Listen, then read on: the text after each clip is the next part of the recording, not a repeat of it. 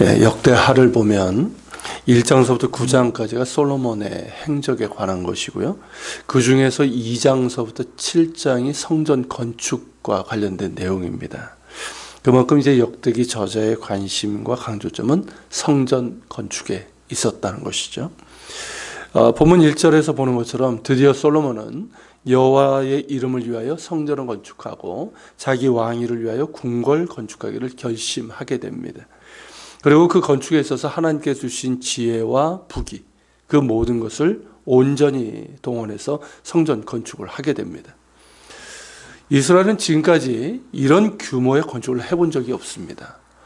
사울의 왕궁 그리고 다윗의 왕궁이 있었지만 그건 그리 큰 건물이 아니었어요. 그에 비하면 성전은 그들이 지금까지 건축해보지 않은 그런 규모의 큰 건물이었고, 또 성전이기에 정교하고 견고하고 웅장해야 했습니다. 그러니까 탁월한 건축 기술가와 많은 건축 재료들과 인부들이 필요한 것이죠. 솔로몬은 이때 지혜를 발휘해서 그 건축 기술자와 건축 재료들을 구입할 방안을 마련하게 됩니다. 그것은 다름 아닌 두로왕 후람과의 교역입니다. 후람은 이제 열왕기의 히람과 동일 인물이에요. 두로는 이 페니키아, 지금의 레바논 쪽이죠. 이 페니키아 지방의 도시국가 연합 중에서 가장 주도적인 나라였고, 이 페니키아 도시연합을 실질적으로 다스렸던 나라였습니다. 또 지중해 해상무역은 물론 이 대규모 신전이나 궁궐 건축이 발달했고, 레바논 산맥은 고대 근동에서 최고의 목재라고 할 수 있는 이 백향목의 주요 산지였습니다. 이미 이제 다윗 때 두로와 이제 외교적 관계를 맺고 교역을 했었기 때문에 이 성전 건축과 관련한 도움을 청하고 교역을 하는 것은 그렇게 어려운 것은 아니었습니다. 근데 이제 솔로몬은 더욱더 정중하고 또 외교적으로 예절을 갖추어서 두로 왕에게 성전 건축자와 그리고 이제 백향목 등의 건축 재료들을 이제 보내줄 것을 요청을 하고, 그 대가로 곡물과 기름과 포도주를 보내겠다고 합니다. 그 양을 이렇게 비교해 보면요, 두로에서 수입하는 양보다 더 많이 지불한 셈입니다. 그런 까닭에 두로 왕 히람이 어떨까요? 더 많이 준다 그러니까 좋아하죠. 그래서 흔쾌히 그렇게 받아들이면서 두 나라 간의 교역이 이루어지게 됩니다. 이땐 지혜로운 처사입니다.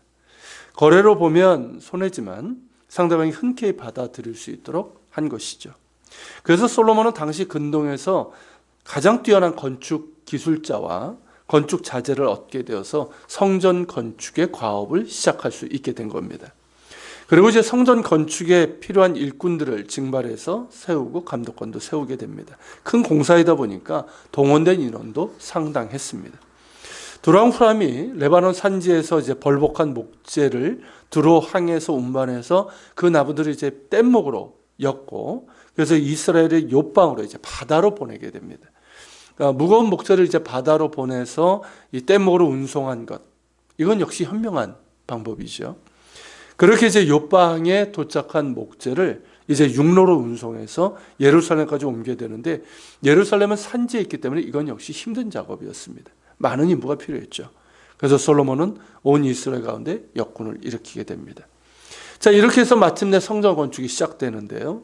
그리고 이제 솔로몬은 이처럼 이제 두로왕 후람과 우호 관계를 맺게 된 것은 이스라엘과 페니키아 두 나라 모두에게 이익이 되는 일이었습니다. 다윗에 이어서 이제 솔로몬이 고대 근동의 육로에서 가장 중요한 두 길, 그러니까 해변길과 왕해대로, 그 당시에는 이게 가장 중요한 도로였거든요. 이걸 장악을 했고, 두로왕 후람이 다스린 페니키아는 지중해 무역의 중심지였습니다. 그러니까 이 두 나라가 어떻게 됩니까? 이제 우호 관계를 맺게 되면서 해상과 육상이 이어지는 그런 이제 효과가 된 거죠.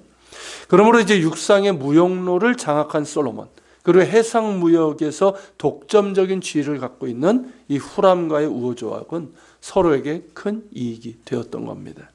그런 면에서 본다면 적어도 그의 통치에서 솔로몬은 이 외교적인 정책에서도 지혜가 있었던 것으로 볼 수가 있습니다. 무엇이 자국의 이익이 되는 일인지를 현명하게 판단한 것이고, 무엇보다 성전 건축에 있어서 필요한 도움을 얻어낼 수 있었기 때문입니다. 자, 이런 과정을 보면 성전 건축은 어떻습니까? 그냥 한두 사람이 한 것이 아니라 아름다운 준비와 또 협력으로 이루어졌다고 우리가 볼 수가 있는 것이죠. 우선은 성전을 짓고자 했지만 허락하지 않으셨을 때 오히려 그 준비를 성심껏 했던 다윗의 열정이 있었죠.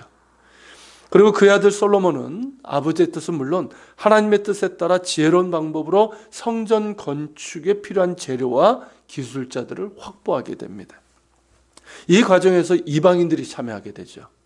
이방인 두로왕 후람과 건축 기술자들이 참여하게 되고, 또 솔로몬이 일으킨 역군에도 이 이스라엘 땅에 사는 이방인들이 포함이 됩니다. 이것이 의미 있는 것은 뭐냐면, 하나님은 다른 어떤 고대 근동은 그 민족신이잖아요. 그렇지만 하나님은 어떻습니까? 이스라엘은 물론 열방의 왕이시고 궁극적으로는 열방도 구원받아 하나님을 예배하는 것이 하나님의 뜻이기 때문에 이방인들이 성전 건축에 참여한 것은 구속사적인 의미가 있습니다.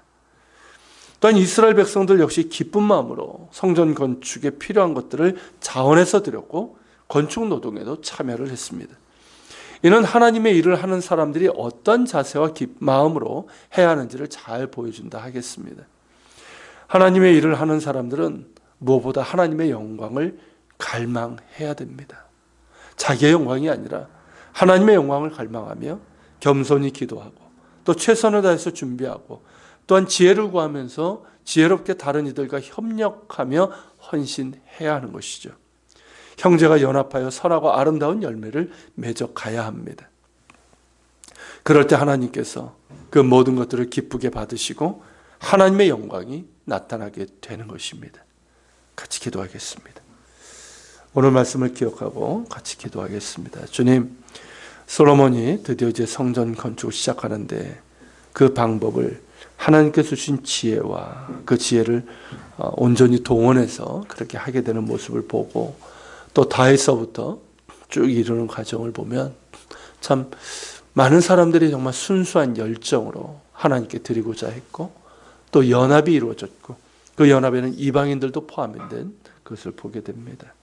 주님, 우리가 하나님의 일을 하고자 했을 때는 그런 순수한 열정도 주시고 겸손히 자신을 드리게 하시고 또 주님께 지혜와 능력을 구하되 또 형제와 또 같이 동역할 수 있는 그런 아름답고 선한 연합도 허락해 주시옵소서. 우리가 기도하며 나아갑시다.